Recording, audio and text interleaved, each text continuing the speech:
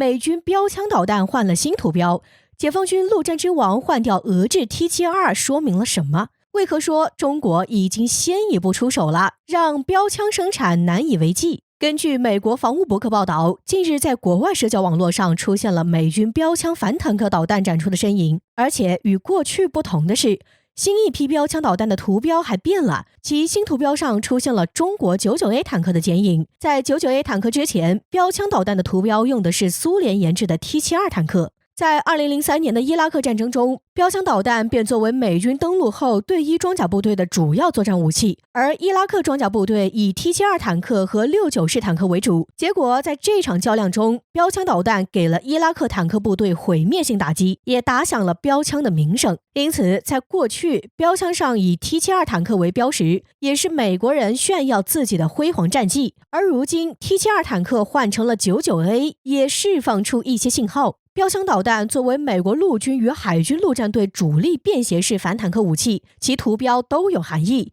99A 坦克成美军导弹新图标，无疑说明了2点：一是 99A 坦克有相当的实力引起美军的重视；二是美军的这款导弹将把 99A 坦克视为最大的对手。我们知道 99A 坦克是解放军主力作战坦克，同时也是全球最顶级的坦克之一，有着陆战之王的美誉。99A 的性能也是 T72 坦克无法比拟的，其机动性、稳定性、防御力与攻击力在3代坦克中都属于佼佼者。因此，不难想象为何美军反坦克导弹的新图标会改成 99A， 这说明美军的假想敌已经改变了。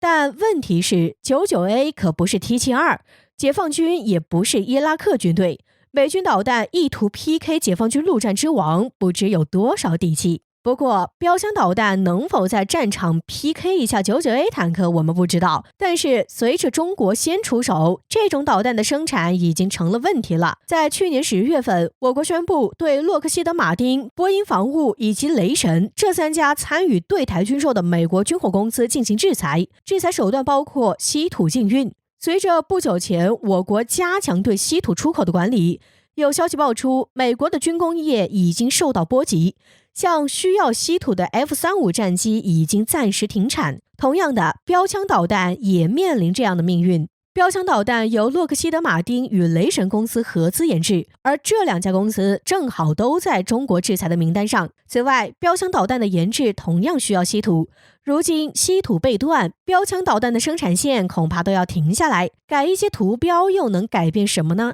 美国被中国稀土卡脖子已经是难以改变的事实，不需要上战场，我们也具备给美军造成打击的能力。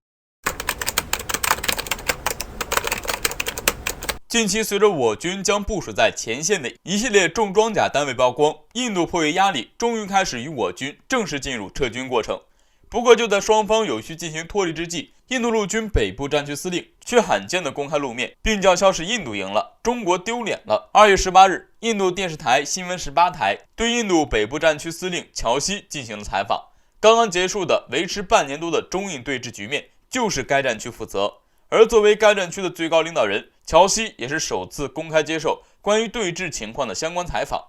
据印度电视台的报道称，印度北部战区司令表示，目前双方正在有序进行脱离工作，而是近期谈判中双方承诺的举措。最开始的脱离动作在2月10日就已经在进行，双方优先将装甲单位进行撤离，与此同时还保持每天早上进行会谈讨论，晚上进行电话沟通，以保证双方撤军进程的有序进行。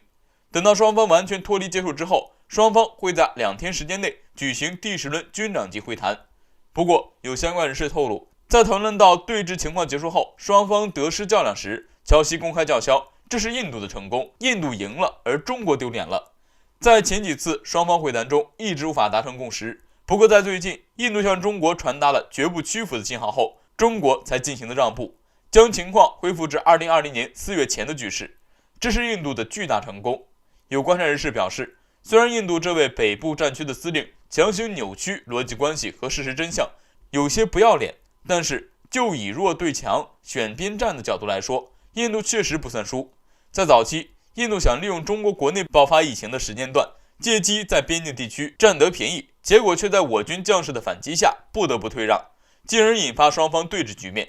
到后来庞大的后勤压力和国内疫情泛滥，想撤又没有借口。如今出于国际局势日益复杂的情况下，成功抽身对峙局面也算得上是及时止血。分析怀疑，当前局势下，印度北部战区司令来这么一手胜利论，很大概率是说给自己国内民众听的。此前就因为国内反对派针对中印谈判问题制造软弱卖国等舆论浪潮，只是新德里迫于压力不得不将对峙局面维持下去。而如今双方进行有序脱离，印度国内的好战舆论可想而知。值得一提的是，有印度媒体透露，印度官方正在重新恢复审批部分中国的投资项目。这一消息其实引起了我国很多网友的不满和愤慨。哪怕在对峙阶段，国内还有某些企业公开表示要克服困难，为印度投资建立产业，尤其是为了带有明显敌意国家修建基建，甚至转移重工业工厂的行为，为了一点点眼前利益，已经完全算得上资敌卖国了。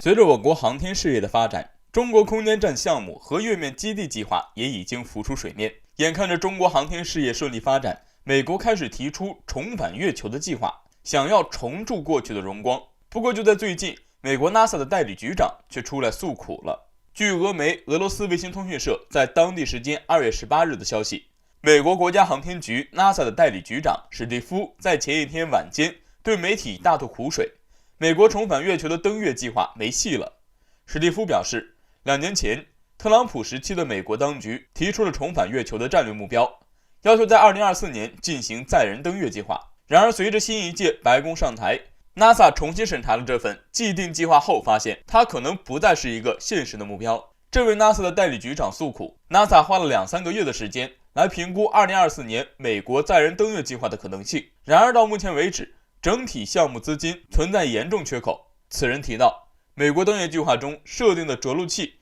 预算资金是33亿美元，然而美国当前政府却仅仅给出了8.5亿的财政拨款，光是在一个着陆器上，NASA 就面临数十亿美元的资金黑洞，而重启半个世纪前的计划，很多曾经的技术已经无法使用，人力物力都存在严重困难。按照 NASA 的原定计划，2021年将发射阿尔忒弥斯1号飞船和2号飞船，并飞越月球轨道，以测试其性能。到2024年，阿尔忒弥斯3号将实现载人登月，完成华盛顿当局制定的重返月球。不过，从这位局长一边诉苦一边喊冤来看，这份计划大概率要么延期，要么彻底放弃。为了不被媒体拉出来背黑锅，只能先行把事情责任抛出去。遥想17年前，全球各个强国同时公开了自己的探月计划，然而当初大家一起吹的牛，只有中国认真了。在2004年，我国对外表示，中国的月球探测计划将分绕、落、回3步走，并在2020年将月壤样品带回地球。同年，日本对外表示要在2020年实现载人登月，2025年完成月球基地。印度也在同年表示要实现印度的登月梦。美国更是在2000年的时候就宣称要在2020年再次登月。回首16年过去了，除了中国按照预定计划一步一个脚印的完成了计划，剩下的一个完成的都没有。日本连相关消息都没有了。印度虽然提前1年上去了，不过可是硬着陆。美国则为了脸面，把计划从2020年推后了。而现在来看，计划可能继续延期。有意思的是，有网友调侃，这届 NASA 的局长不行啊，自己在几年前就知道美国这个重返月球计划不行了。